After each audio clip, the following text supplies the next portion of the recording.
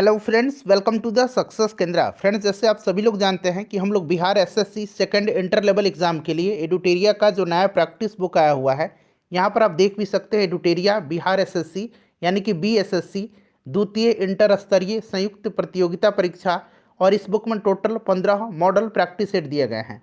आज हम लोग सेट नंबर 4 को डिस्कस करेंगे। इससे पहले ऑलरेडी मैंने आपको सेट नंबर 1 से लेकर के सेट नंबर 3 तक को पूरी डिटेल में एक्सप्लेनेशन के साथ कवर कराया हुआ है।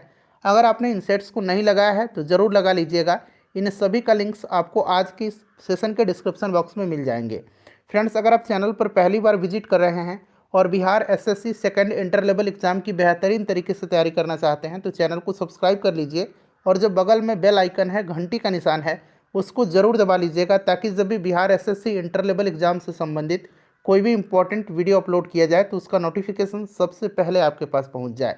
तो चलिए फ्रेंड्स, बिना देरी किए हुए सेशन आज के स्टार्ट करते हैं। पहले प्लीज़ सभी लोग जल्दी से सेशन को लाइक कर देंगे, और जब सेशन समाप्त हो जाएगा तो इसका लिंक कम से कम एक ग्रुप में अवश्य ही शेयर कर दीजिएगा। तो फ्रेंड्स, जैसे मैंने आपको बताया है कि आज इस सेशन में हम लोग Bihar SSC second inter level exam के लिए एडुटेरिया का जो नया प्रैक्टिस बुक आया हुआ है, यहाँ पर आप देख भी सकते हैं, बीएसएससी इंटर स्तरीय प्रैक्टिस सेट्स, उसके सेट नंबर 4 को हम पूरी डिटेल में एक्सप्लेनेशन के साथ डिस्कस करने वाले हैं। इससे पहले ऑलरेडी मैंने आपको सेट नंबर 1 से 3 तक को कवर करा दिया था। अगर आपने इनको नहीं देखा है तो ज़रूर देख लीजिएगा। इन सभी का लिंक्स आपको आज की इस वीडियो के डिस्क्रिप्शन बॉक्स में मिल जाएगा। चलिए थोड़ा सा मैं जूम कर देता हूं फ्रेंड्स, ताकि प्रश्न जो है आपको स्पष्ट रूप से दिखाई दे।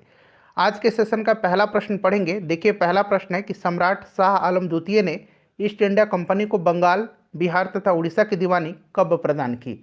अगर आप आंसर पहले से जानते हैं तो आंसर कमेंट बॉक्स में देकर के बताते चलेंगे। इससे क्या होगा कि बेहतरीन तरीके से आपका रिवीजन होता चला जाएगा, और साथ ही साथ जो भी मैं एक्सप्लेन करूंगा उसको भी ध्यानपूर्वक जरूर सुनिएगा। इससे एक प्रश्न के साथ साथ आपके 2 से 3 प्रश्न जो है कवर होते चलेंगे।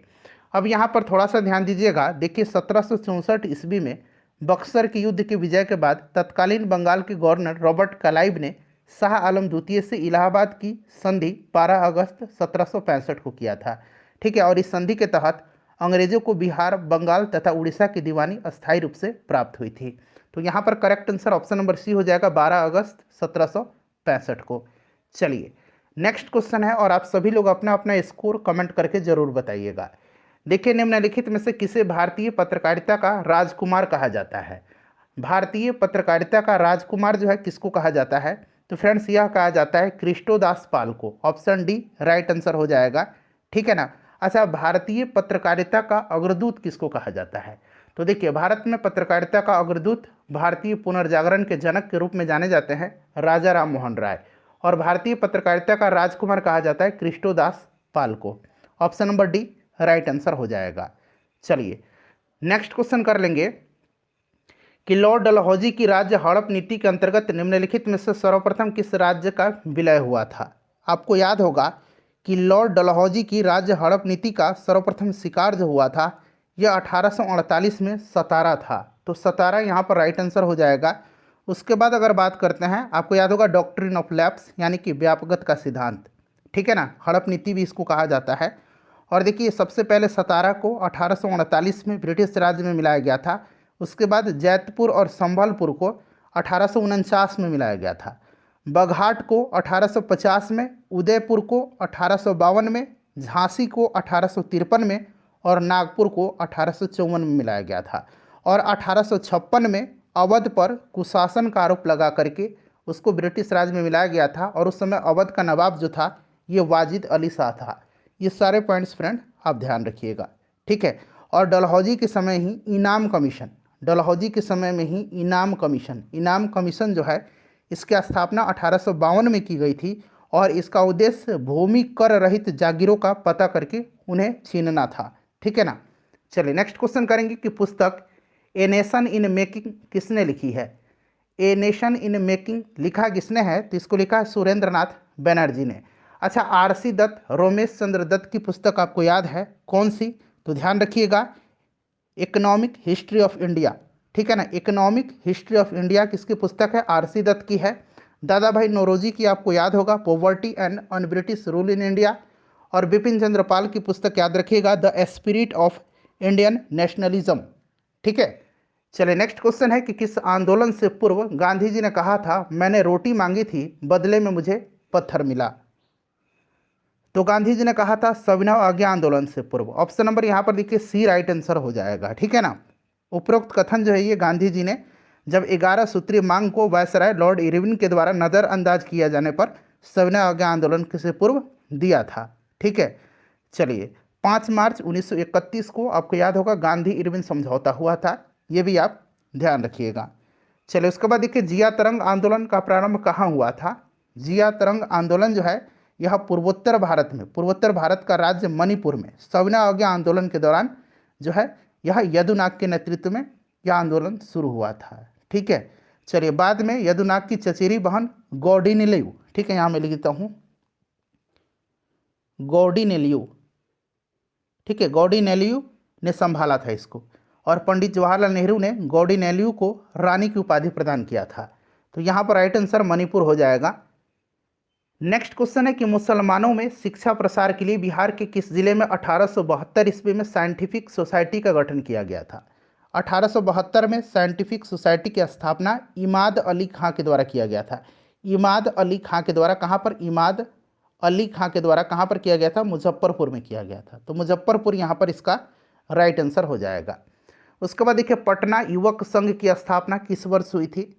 पटना युवक संघ की स्थापना जो है यह हुआ था 1927 में, ठीक है ना। इस संघ में मानेंद्र नारायण राय, फूलन प्रसाद वर्मा, कृष्ण वल्लभ सहाय, ब्रजनंदन प्रसाद इत्यादि नेताओं जो थे शामिल थे, ठीक है। 1927 राइट आंसर हो जाएगा। अगला प्रश्न है कि हुमायूं द्वारा लड़े गए निम्नलिखित युद्धों में से सबसे बाद में कौन सा युद्ध लड़ा गया था। तो यहाँ पर देखिए हुमायूं द्वारा सबसे पहले लड़ा गया था कौन सा युद्ध, तो देवरा का युद्ध। देवरा का युद्ध लड़ा गया था 1531 में, ठीक है। उसके बाद चौसा का युद्ध हुआ था, चौसा यहाँ पर है 1539 में। उसके बाद कन्नौज या इसको बेलग्राम का युद्ध भी कहा जाता है 1540 में, और सरहिंद का युद्ध 1555 में। तो ऑप्शन डी यहाँ पर राइट आंसर हो जाएगा। चलिए उसके बाद अगला प्रश्न है क्वेश्चन नंबर 10। फ्रेंड्स अगर सेशन पसंद आ रहा है तो प्लीज़ सेशन को लाइक कर दीजिए, आपका एक लाइक हमें काफ़ी मोटिवेट करता है। क्वेश्चन नंबर 10 है कि आदि ग्रंथ अथवा गुरु ग्रंथ साहिब का संकलन निम्नांकित में से किसने किया था। तो फ्रेंड्स इसको किया था सिखों के जो 5वें गुरु थे गुरु अर्जुन देव, उन्होंने ही किया था, ठीक है ना। तो यहाँ पर देखिए गुरु अर्जुन देव हो जाएगा। और गुरु गोविंद सिंह जो थे इन्होंने ये जो आपका आदि ग्रंथ गुरु ग्रंथ साहिब था उसको पूर्ण किया और इसको जो है सिख गुरु के रूप में स्थापित किया। चलिए उसके बाद नेक्स्ट क्वेश्चन हमारा निम्नलिखित में से किस हड़प्पाई स्थल से एक उन्नत जल प्रबंधन का साक्ष्य प्राप्त हुआ है। मतलब कहाँ से जो है किस हड़प्पा कालीन स्थल से उन्नत जल प्रबंधन का साक्ष्य प्राप्त हुआ है। तो फ्रेंड्स यह धौलावीरा से प्राप्त हुआ है। धौलावीरा इसका राइट आंसर हो जाएगा, ठीक है ना, धौलावीरा। अच्छा जूते हुए खेत और नक्काशीदार ईंट का जो प्रमाण मिला है ये कालीबंगन से प्राप्त हुआ है। और फ्रेंड्स चावल का प्रथम साक्ष्य लोथल से मिला है। अगला प्रश्न हमारा कि निम्नलिखित में से किसने समुद्रगुप्त को भारत का नेपोलियन कहा। भारत का नेपोलियन समुद्रगुप्त को कहा जाता है। एक प्रश्न तो वैसे पूछा जाता है, और ये किसने कहा था, तो फ्रेंड्स विंसेंट स्मिथ ने कहा था, ठीक है ना, विंसेंट स्मिथ ने कहा था। और देखिए फ्रेंड्स अगर हम बात करें तो हरिसेन का नाम आपको याद होगा। हरिसेन समुद्रगुप्त का दरबारी कवि था और इसने प्रयाग प्रशस्ति की रचना किया था। समुद्रगुप्त जो था इसने आर्यव्रत के 9 शासक और दक्षिणावर्त के 12 शासकों को पराजित किया था। भारत का नेपोलियन इसको कहा जाता है। नेक्स्ट क्वेश्चन है निम्नलिखित कथनों में से कौन सा कथन जो है असत्य है यानी कि गलत है। अब यहाँ पर ध्यान दीजिएगा इसमें से गलत कथन पूछा गया है। तो बौद्ध धर्म में संघ की सदस्यता राजा के सेवक, चोर, दास एवं रोगी व्यक्तियों को भी प्रदान की जाती थी। यहाँ पर ये ऑप्शन नंबर डी गलत दिया गया है, ठीक है। इसमें जो है आपको राजा के सेवक, हत्यारे, चोर, उसके बाद ऋणी व्यक्ति जो हैं, ठीक है, दास, रोगी व्यक्ति, इन सब का प्रवेश वर्जित था। जबकि संघ में किसी भी जाति के व्यक्ति एवं स्त्रियों का प्रवेश का अधिकार था। क्लियर। तो बौद्ध संघ जो है गणतंत्र प्रणाली पर आधारित थी, और इसमें जो है आपको ध्यान रखना है कि संघ में चोर, हत्यारे, ऋणी व्यक्तियों, राजा के सेवक, दास और रोगी के व्यक्तियों का प्रवेश वर्जित था। ये गलत दिया गया है। क्यों? क्योंकि यह जो थी, अब मैंने बताया आपको, गणतंत्र प्रणाली पर आधारित था, और इसमें जो है संघ में किसी भी जाति के व्यक्ति एवं स्त्रियों को प्रवेश का अधिकार था, ठीक है। चलिए नेक्स्ट क्वेश्चन कर लेंगे कि संविधान सभा की अंतिम बैठक निम्न में से कब हुई थी। पहली बैठक आपको याद होगा 9 दिसंबर 1946 को हुई थी, सचिदानंद सिन्हा जी इसके अस्थायी अध्यक्ष थे। और आखिरी बैठक 24 जनवरी 1950 को हुई थी। ठीक है, तो यहाँ पर देखिए 24 जनवरी 1950 दिया गया है। उसके बाद देखिए लोकसभा में कितनी सीटें अनुसूचित जाति यानी कि एससी के लिए और अनुसूचित जनजाति के प्रतिनिधियों के लिए आरक्षित है यानी कि एसटी के लिए। तो देखिए अगर हम बात करें तो टोटल 545 सीटों में से 84 सीट जो है ये एससी के लिए और 47 सीट जो है ये एसटी के लिए रिजर्व है। क्लियर, तो इसको जोड़ दीजिएगा, 7 4 11 हो जाएगा और 8 4 12 1 13 हो जाएगा, यानी कि यहाँ पर देखिए ऑप्शन ए 131। देखिए राष्ट्रीय पेंशन प्रणाली जो है एनपीएस निजी क्षेत्र के अंतर्गत एनपीएस से जोड़ने की अधिकतम आयु निम्नलिखित में से कौन सी है। तो देखिए अधिकतम आयु जो है ये आपका पहले 60 वर्ष था, उसको बढ़ा करके 65 वर्ष कर दिया गया है। अगला प्रश्न हमारा कि निम्नलिखित में से कौन सा एक पंचशील सिद्धांत नहीं था। पंचशील सिद्धांत जो है आपको याद होगा चीन और भारत के बीच जो है नई दिल्ली में अप्रैल 1954 में एक समझौता हुआ था जो कि पंचशील समझौता के नाम से जाना जाता है। इसके 5 सिद्धांत थे। एक, दूसरे के क्षेत्रों की अखंडता और संप्रभुता का पारस्परिक सम्मान करना। दूसरा, एक दूसरे पर आक्रमण नहीं करना। तीसरा, दूसरे देशों के आंतरिक मामलों में हस्तक्षेप नहीं करना। चौथा, परस्पर सहयोग एवं लाभ को बढ़ावा देना। और पांचवा, शांतिपूर्ण सह अस्तित्व की नीति का पालन करना। इसमें नाभिकीय जो निवारण है परमाणु प्रतिरोध ये नहीं था। ऑप्शन सी राइट आंसर हो जाएगा।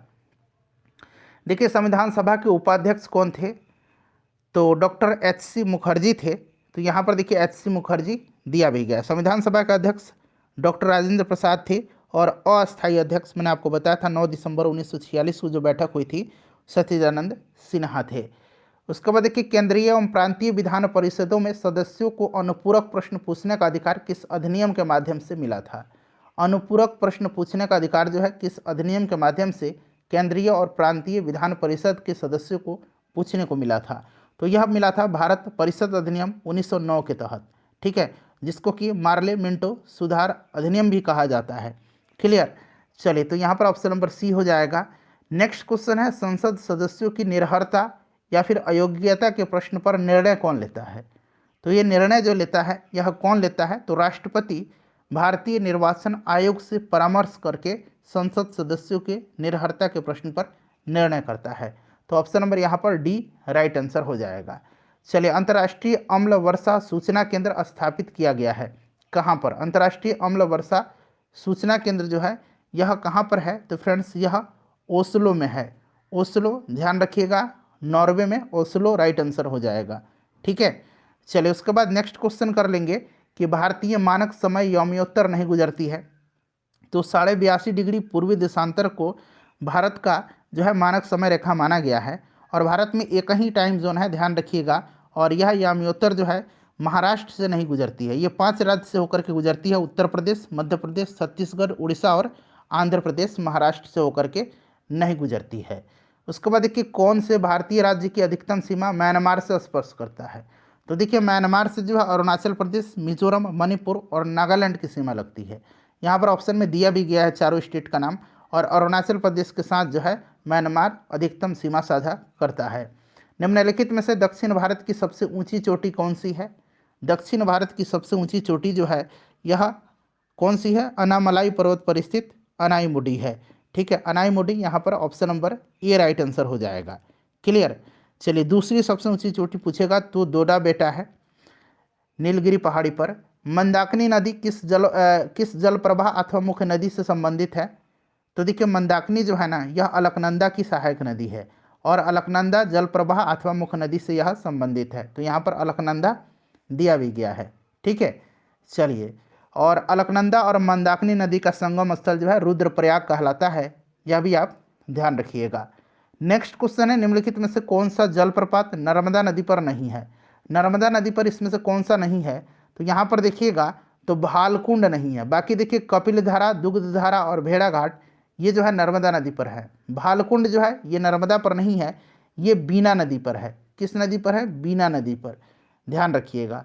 चलिए उसके बाद क्वेश्चन नंबर 27 है हमारा यहाँ से कि कौन सा राज्य समूह जो है भाखड़ा नांगल परियोजना से जल प्राप्त करता है। देखिए भाखड़ा नांगल की बात करते हैं तो यह भारत की सबसे बड़ी नदी घाटी परियोजनाओं में से एक है। यह सतलज नदी पर स्थित है। ठीक है, ध्यान रखिएगा, हरियाणा, पंजाब, राजस्थान समूह भाखड़ा नांगल जो परियोजना है इससे जल प्राप्त करता है। तो ऑप्शन नंबर यहाँ पर सी राइट आंसर बिल्कुल हो जाएगा। अगला प्रश्न है हमारा कि भारत में आर्थिक उदारीकरण यानी कि इकोनॉमिक लिबरलाइजेशन शुरू कब हुआ था? तो जून 1991 में नरसिम्हा राव की सरकार ने जब सत्ता ग्रहण किया था उसके पश्चात यह अपनाई गई थी और नई आर्थिक नीति के तहत उदारीकरण का प्रारंभ जो है जुलाई 1991 को हुआ था। ठीक है ना। तो इसमें से अगर हम बात करें तो ऑप्शन नंबर ए औद्योगिक लाइसेंस नीति में वास्तविक बदलाव के साथ। क्लियर। चलिए, इससे क्या हुआ था कि इस नीति में 18 प्रमुख उद्योगों को छोड़ करके अन्य सभी जितने भी औद्योगिक लाइसेंस थे उनको लाइसेंस से मुक्त किया गया था। नेक्स्ट क्वेश्चन हमारा नीचे दिए गए क्रेडिट रेटिंग एजेंसीज पर विचार करिए और उन्हें कालक्रम के अनुसार व्यवस्थित करिए। तो यहाँ पर देखिए केयर की बात करते हैं तो स्थापना वर्ष इसका 1993 है। ICRA का अगर बात करते हैं तो 1991 है और क्रिशिल का CRISIL का 1987 है। तो ये क्रम आपका पहले 3 फिर 2 और फिर 1 हो जाएगा। 3 2 1 जो कि ऑप्शन नंबर ए में दिया गया है। उसके बाद देखिए निम्नलिखित युग्मों में से कौन सा सही सुमेलित इसमें से नहीं पूछा गया है।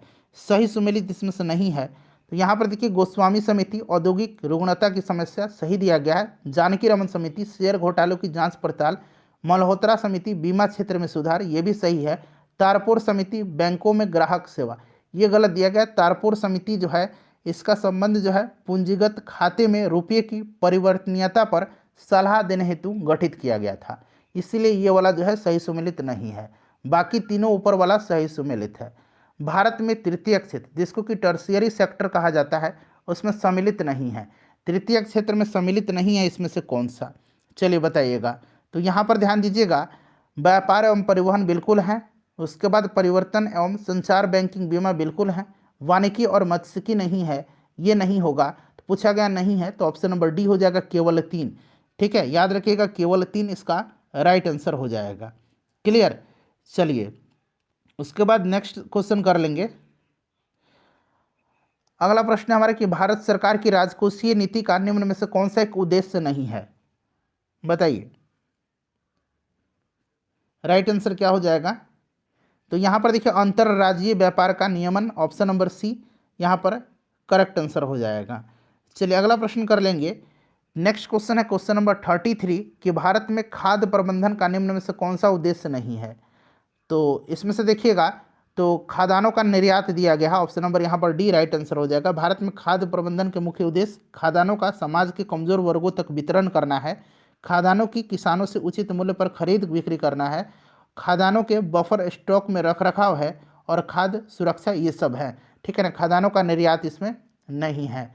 देखिए भारत में औद्योगिक क्षेत्र की उपलब्धि को मापने के लिए निम्न में से कौन सी संस्था औद्योगिक उत्पादन के सूचकांक को जारी करती है। तो यह संस्था कौन सी है? ये संस्था CSO है। CSO यहाँ पर देखिए केंद्रीय सांख्यिकी कार्यालय है। ठीक है ना, CSO।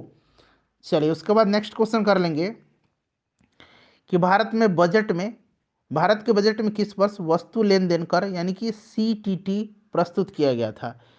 Commodity transaction tax. ठीक है, तो कमोडिटी ट्रांजैक्शन टैक्स जो है यह 2013-14 के बजट में तत्कालीन वित्त मंत्री P चिदम्बरम जी ने जो है कमोडिटी ट्रांजैक्शन टैक्स यानी CTT की घोषणा किया था। क्लियर। चलिए तो यहाँ पर देखिए 2013-14 इसका राइट आंसर हो जाएगा, उस समय कांग्रेस की सरकार थी। चलिए उसके बाद अगला प्रश्न हमारा कि द्रोणाचार्य पुरस्कार जो खेल प्रशिक्षण के क्षेत्र में दिया जाता है, द्रोणाचार्य जो है यह पुरस्कार दिया जाता है जो खेल के कोच होते हैं ना, प्रशिक्षक होते हैं, उनको दिया जाता है। इसकी शुरुआत कब हुई थी? तो देखिए द्रोणाचार्य पुरस्कार की शुरुआत 1985 में हुई थी। अर्जुन पुरस्कार 1961 में हुआ था। ठीक है। चलिए उसके बाद नेक्स्ट क्वेश्चन है कि आकाशदीप देखिए पुस्तक के लेखक कौन है? आकाशदीप पुस्तक को लिखा है किसने? तो जयशंकर प्रसाद ने लिखा है। किसने लिखा है? जयशंकर प्रसाद जी ने लिखा है। ठीक है, याद रखिएगा। यशपाल जी की पुस्तक है झूठा सच। ठीक है। उसके बाद अगर हम बात करते हैं यहाँ पर देखिए आपका सूर्यकांत त्रिपाठी निराला का अनामिका याद रखिएगा। ठीक है। सुभद्रा कुमारी चौहान झांसी की रानी आप जानते भी हैं। महादेवी वर्मा का नीरजा महादेवी वर्मा का है, ये आप जरूर याद रखिएगा। चलिए केंद्रीय भवन निर्माण अनुसंधान संस्थान कहाँ पर स्थित है? केंद्रीय भवन निर्माण अनुसंधान संस्थान जो है यह रुड़की में है। ठीक है, रुड़की राइट आंसर हो जाएगा। भारतीय मौसम वेधशाला पुणे में है। ठीक है, चलिए अगला प्रश्न है हमारा कि भारत की पहली बोलती फिल्म है आलम-आरा, यह किस वर्ष प्रदर्शित हुई थी? तो आलम-आरा 1931 में, ठीक है ना, 1931 में जो है आलम-आरा प्रदर्शित किया गया था और इसके निर्माता अरदेशर ईरानी थे। ठीक है, और भारत की पहली टेक्निकलर फिल्म पूछेगा तो झांसी की रानी थी। भारत की पहली टेक्निकलर फिल्म झांसी की रानी थी, जिसको कि 1953 में प्रदर्शित किया गया था। तो ये 1931 हो जाएगा। बिहार जाति आधारित गणना 2022 के अनुसार बिहार की कुल जनसंख्या कितनी है? तो बिहार की कुल जनसंख्या जो है यह 13,07,25,310 है। ठीक है, 2022 की जो जाति आधारित जनगणना थी उस पर। और 2011 की जनगणना के अनुसार पूछा जाएगा तो 10,40,99,000, 10,40,99,452 आपको याद भी होगा। बिहार का क्षेत्रफल 94,163 वर्ग किलोमीटर है, इसे भी आप ध्यान रखिएगा। शांति के क्षेत्र में नोबेल पुरस्कार 2023 हेतु किसे चुना गया है? तो यह नरगिस मोहम्मदी को चुना गया। ये ईरानी मानवाधिकार कार्यकर्ता हैं नरगिस मोहम्मदी। ठीक है ना, इन्होंने ईरान में महिलाओं के उत्पीड़न के खिलाफ उनकी लड़ाई और स्वतंत्रता के लिए 2023 में इनको जो है नोबेल का शांति पुरस्कार से सम्मानित किया गया है। चलो उसके बाद नेक्स्ट क्वेश्चन है हमारा, देखिए ग्लोबल जेंडर गैप इंडेक्स जो है यह प्रतिवर्ष किस संस्था के द्वारा जारी किया जाता है? ग्लोबल जेंडर गैप इंडेक्स जो है यह जारी किसके द्वारा किया जाता है? तो यह वर्ल्ड इकोनॉमिक फोरम के द्वारा, विश्व आर्थिक मंच के द्वारा जो है यह प्रकाशित किया जाता है। चलिए उसके बाद नेक्स्ट क्वेश्चन है कि एकथा सैन्य अभ्यास जो है 2023 किन दो देशों के मध्य आयोजित किया गया है? एकथा सैन्य अभ्यास है और एक एक्वेरिन है, ये दोनों जो है मालदीव और भारत के बीच होता है, एकथा और एक्वेरिन। ठीक है, भारत और मालदीव के बीच, याद रखिएगा ऑप्शन नंबर यहाँ पर ए इसका राइट आंसर हो जाएगा। चलिए उसके बाद नेक्स्ट क्वेश्चन कर लेंगे कि विश्व तंबाकू निषेध दिवस 2023 का थीम क्या था, बताइएगा। तो ये मनाया जाता है कब? विश्व तंबाकू निषेध दिवस प्रतिवर्ष 31 मई के दिन मनाया जाता है और इस वर्ष इसका थीम जो था वो था grow food not tobacco, option A right answer हो जाएगा। अर्जुन पुरस्कार 2023 से सम्मानित साक्षी कुमारी का संबंध किस खेल से है? तो साक्षी कुमारी का संबंध जो है 25 खिलाड़ियों को 2022 में अर्जुन पुरस्कार दिया गया था और साक्षी कुमारी का संबंध जो है यह कबड्डी से है, कबड्डी राइट आंसर हो जाएगा। देखिए 19वां G20 शिखर सम्मेलन का आयोजन कहाँ किया जाएगा? तो 18वां जो है ये अपना भारत में हुआ था और 19वां जो होगा ये ब्राज़ील में होगा। ठीक है, याद रखिएगा। G7 शिखर सम्मेलन जो है G7 ये ब्राज़ील में होगा। G7 जो है 2024 में कहाँ पर होगा? इटली में होगा। ठीक है, चलिए नेक्स्ट क्वेश्चन कर लेंगे कि ऑस्ट्रेलियन ओपन 2023 महिला एकल खिताब किसने जीता है? देखिए पुरुष एकल का खिताब इसमें नोवाक जोकोविच ने जीता था और महिला एकल का आर्याना सबलेंका ने जीता है, आर्याना सबलेंका, याद रखिएगा। देखिए मुख्यमंत्री शिक्षा पुरस्कार योजना की शुरुआत किस राज्य द्वारा किया गया है?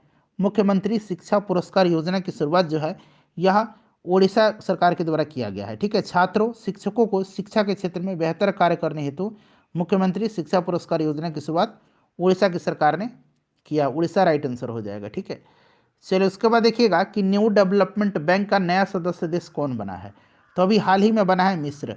मिस्र जो है यह न्यू डेवलपमेंट बैंक, ये ब्रिक्स का न्यू डेवलपमेंट बैंक है, इसका नया सदस्य बना है।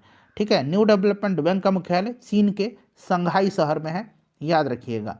देखिए NVS-01 उपग्रह को किस प्रक्षेपण यान द्वारा प्रक्षेपित किया गया था? तो फ्रेंड्स इसको जो है GSLV F12 के द्वारा जो है GSLV F12 के द्वारा इसको प्रक्षेपित किया गया था। ठीक है, और यह जो NVS है यह आपका यह उपग्रह, इसका उद्देश्य देश की जो नौवहन क्षमता है उसको बढ़ावा देना है। क्लियर, और इसको लॉन्च किया गया था कब? तो मई 2023 में ही किया गया है, ध्यान रखिएगा। बोरेक्स निम्न में से किस धातु का है? इसका बोरेक्स को सुहागा भी कहा जाता है और इसका फॉर्मूला याद रखिएगा Na2B4O7 इंटू 10H2O होता है। ठीक है, ये जो है सोडियम का इसका सोडियम यहाँ पर राइट आंसर होगा। चलो उसके बाद अगला प्रश्न है कि न्यूट्रॉन, प्रोटॉन, इलेक्ट्रॉन और अल्फा कण समान गतिज ऊर्जा के साथ चल रहे हैं, कणों को उनके वेगों के बढ़ते क्रम में विकल्प में से चयन करना है। तो यहाँ पर ध्यान दीजिएगा कि सबसे ज़्यादा जिसका द्रव्यमान अधिक होगा उसका वेग कम होगा। ठीक है, और अगर द्रव्यमान की बात करते हैं, द्रव्यमान क्या बताया, अधिक होगा, जिसका द्रव्यमान अधिक होगा उसका वेग कम होगा। तो यहाँ द्रव्यमान सबसे अधिक इसमें से बात करते हैं, तो द्रव्यमान जो है सबसे अधिक अगर इसमें से हम बात करते हैं तो ये आपका इसमें से आपका अल्फा कण का होगा। ठीक है, तो यहाँ पर देखिए बढ़ते क्रम में कर रहा है, तो सबसे कम आपका अल्फा हो जाएगा क्योंकि द्रव्यमान ज़्यादा है। ठीक है, तो यहाँ पर अल्फा हो जाएगा, उसके बाद फिर आपका हो जाएगा अल्फा के बाद सबसे ज़्यादा द्रव्यमान न्यूट्रॉन का, तो फिर न्यूट्रॉन का है, फिर प्रोटॉन का और इलेक्ट्रॉन का। तो ये वाला क्रम जो है आपका सही दिया गया है। ठीक है ना।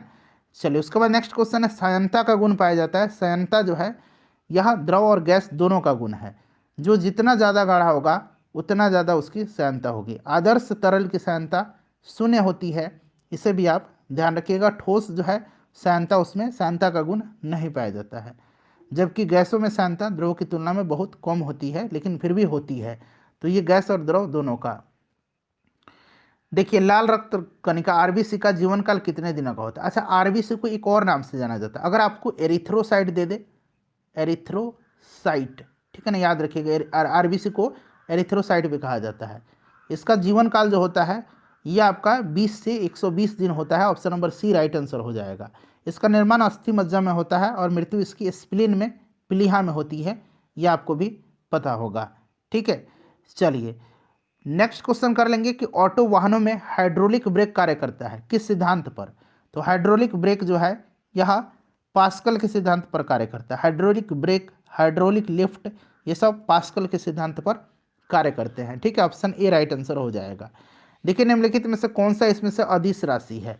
इसमें से अगर हम अदिश राशि की बात करते हैं तो द्रव्यमान अदिश राशि है। संवेग, वेग, कोणीय संवेग ये सदिश राशि हैं।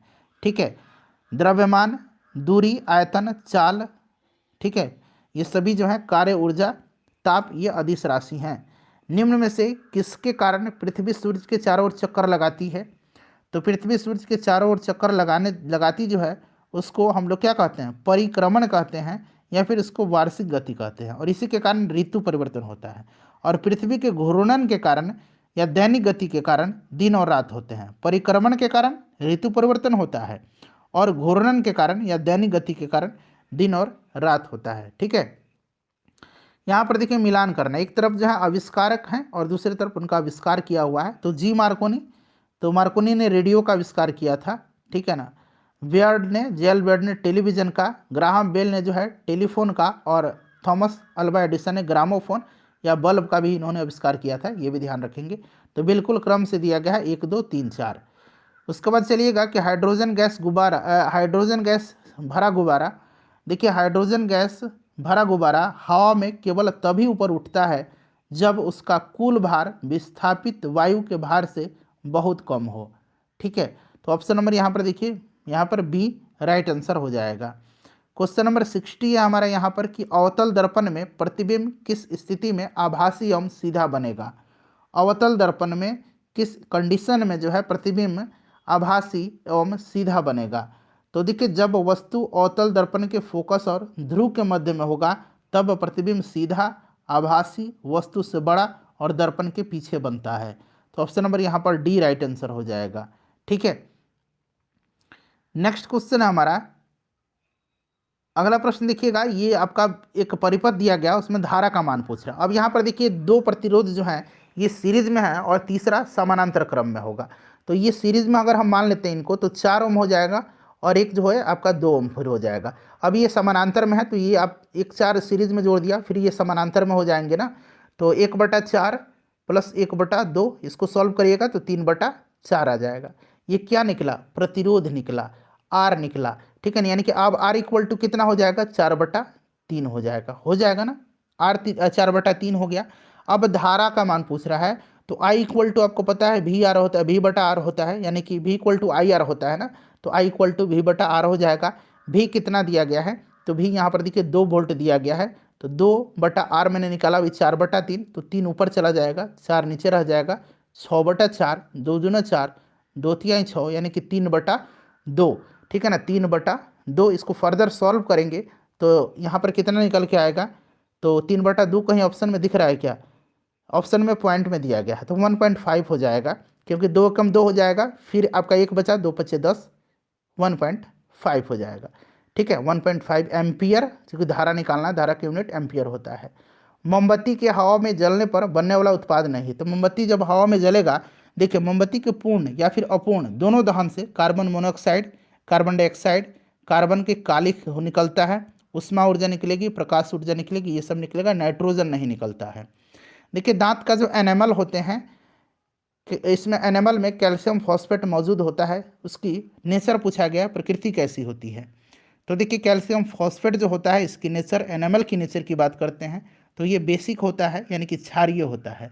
ठीक है, चलिए क्षारीय राइट आंसर हो जाएगा। और एनिमल मानव शरीर में सबसे कठोर पदार्थ है जिसके कैल्शियम फॉस्फेट होते हैं जिसमें। ठीक है, तो ये आपका क्षारीय हो जाएगा। चलिए उसके बाद देखिएगा अगला प्रश्न है कि निम्नलिखित कथनों में से कौन सा सही है। तो यहाँ पर सही कथन पूछा गया है। ठीक है ना, तो ऑप्शन नंबर से सामान्यतः धातु तन्य होती है, डक्टाइल होती हैं, ये बिल्कुल सही दिया गया है। धातुएं सामान्यतः तन्य होती हैं। ठीक है, लेकिन कुछ धातुएं तन्य नहीं भी होती हैं, जैसे कि सोडियम, पारा, ये तन्य नहीं है, इसीलिए सामान्यतः वर्ड जो लगा हुआ है यही बिल्कुल सही होगा। अधातु तन्य नहीं होती हैं। ठीक है, धातुएं जो होती हैं ये आघात वर्धनीय होती हैं, खींच करके इनको पतला तार बनाया जा सकता है। कोशिका का निम्नलिखित में से कौन सा भाग निर्जीव है। कोशिका का इसमें से कौन सा जो पार्ट है वो निर्जीव है, यह पूछा जा रहा है। बताइए राइट आंसर क्या होगा। तो देखिए इसमें से अगर हम बात करें तो रिक्तिका जो है यह निर्जीव है, और रिक्तिका जो है यह पादप कोशिकाओं में पाई जाती है। क्लियर ना। चलिए तो यहाँ पर देखिएगा option number B right answer हो जाएगा। नेक्स्ट क्वेश्चन कर लेंगे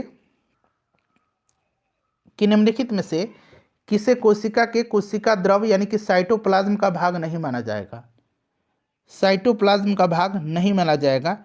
तो इसमें से अगर हम बात करते हैं तो नाभिक को नहीं माना जाएगा। ठीक है, नाभिक नहीं माना जाता है। कोशिका द्रव यानी कि साइटोप्लाज्म, कोशिका में प्रोटीन युक्त द्रव होता है जिसमें कि राइबोसोम, माइटोकॉन्ड्रिया, ईआर, ये सब होता है। नाभिक राइट आंसर हो जाएगा। उसके बाद देखिए धमनी और शिरा में रक्त का पीएच होता है। तो धमनी और शिरा दोनों में पूछा गया है। तो इसमें रक्त में होता है क्या, शिरा में रक्त का पीएच अधिक होता है और धमनी में कम होता है। 7.4 जो होता है, 7.4 जो होता है यह आपका 7.4 रक्त का पीएच मान, ये अप्रोक्स मैं आपको बता रहा हूँ, ध्यान रखिएगा। चलो उसके बाद देखिए निम्नलिखित में से कौन सी वास्तविक रूप से मछली है। तो इसमें से मछली जो है इसमें से आपका सी हॉर्स हो जाएगा, समुद्री घोड़ा। स्टार फिश मछली नहीं है, यह इकाइनोडर्मेटा संघ के अंतर्गत आता है। जेली फिश जो है ये सिलेंट्रेटा संघ के अंतर्गत आता है। और डॉग फिश जो है यह एक उपास्थि मीन है जिसको कि आपको एस्कोलियोडॉन कहते हैं। ठीक है ना, ये आपका रियल फिश है, वास्तविक मछली। जंपिंग जिन का सिद्धांत प्रतिपादित किसने किया था। तो ये बारबरा मैक्लिंटॉक ने किया था। ऑप्शन नंबर यहाँ पर सी राइट आंसर हो जाएगा। और इसके लिए उनको 1983 में 1983 में चिकित्सा का नोबेल पुरस्कार भी दिया गया था। मानव शरीर में पाए जाने वाले तत्व मात्रा के अनुसार सही क्रम आपको बताना है। मानव शरीर की बात करते हैं तो ऑक्सीजन हो जाएगा, फिर आपका कार्बन, फिर हाइड्रोजन, फिर नाइट्रोजन और कैल्शियम हो जाएगा। ऑप्शन नंबर ए में दिया गया है। चलिए निम्नलिखित में से कौन सा युग्म पादप हार्मोन से संबंधित सही सुमेल नहीं है। तो यहाँ पर आप देखेंगे फ्रेंड्स, ऑक्सिन जो है, यहाँ पर देखिए auxin, gibberellin, cytokinin, abscisic acid, ये सारे पादप हार्मोन हैं। इसमें से सही सुमेलित नहीं पूछा गया है। तो देखिए ऑक्सिन फल पकाने वाला है, गलत। फल पकाने वाला जो हार्मोन है ये एथिलीन है। कौन सा है, एथिलीन जो होता है ये फल पकाने में सहायक होता है। ऑक्सिन जो होता है यह वृद्धिवर्धक, पत्तियों को विगलन से रोकना, खरपतवार को नष्ट करना, ये होता है। तो ये गलत दिया गया। बाकी देखिए ये सही दिया गया। साइटोकाइनिन कोशिका विभाजन और ये वृद्धि रोधक है। एब्सिसिक एसिड, जिब्रेलिन्स जो है ये आपका बौने पौधे की लंबाई में वृद्धि यानी कि वृद्धि हार्मोन है या पादपों का। ठीक है, ऑप्शन ए सुमेलित नहीं है। रासायनिक परिवर्तन यानी कि केमिकल चेंज में शामिल है। रासायनिक परिवर्तन में शामिल क्या होगा। तो इसमें से हम बात करें तो जो अवशोषण है या ऊर्जा की मुक्ति रासायनिक परिवर्तन की विशेषता। ऑप्शन नंबर यहाँ पर देखेंगे तो सी राइट आंसर हो जाएगा। ठीक है ना। चलिए नेक्स्ट क्वेश्चन है हमारा 73 नंबर की जंग एक मिश्रण है, rust is a mixture of. तो जंग जो है यह मिश्रण किसका है, Fe2O3 और FeOH का होल 3 का। ठीक है, ध्यान रखिएगा। चलिए यह क्या है, तो आयरन के ऑक्साइड और हाइड्रोक्साइड का मिश्रण होता है। नेक्स्ट क्वेश्चन हमारा कि स्मॉग किसका उदाहरण है। स्मॉग जो होता है यह हवा में बिखरा हुआ धुआं और पानी का एग्जाम्पल है। ठीक है, स्मोक जो है यह किसका उदाहरण है, तो धुआं और कोहरे का। ठीक, ऑप्शन नंबर यहाँ पर डी राइट आंसर हो जाएगा, हवा में बिखरा हुआ धुआं और पानी का। चलिए 75 प्रश्न होता है, 75 के बाद 150 प्रश्न आपको पता होता है। 150 में 75 math science GK sorry GK G science का होता है और करंट वगैरह होता है इसमें, और बाकी 75 मैथ रीजनिंग के होते हैं। पीडीएफ आपको टेलीग्राम पर मिलेगा, निश्चिंत रहिएगा, टेलीग्राम से जुड़िए, टेलीग्राम का लिंक आपको डिस्क्रिप्शन में मिलेगा। इनमें से कौन सा विद्युत का सर्वोत्तम चालक है, इसका आंसर आप कमेंट करके बताइए। अपने इन 75 प्रश्नों में से स्कोर बताइएगा, वीडियो को लाइक कर दीजिएगा और फ्रेंड्स इसको प्लीज़ शेयर कर दीजिए।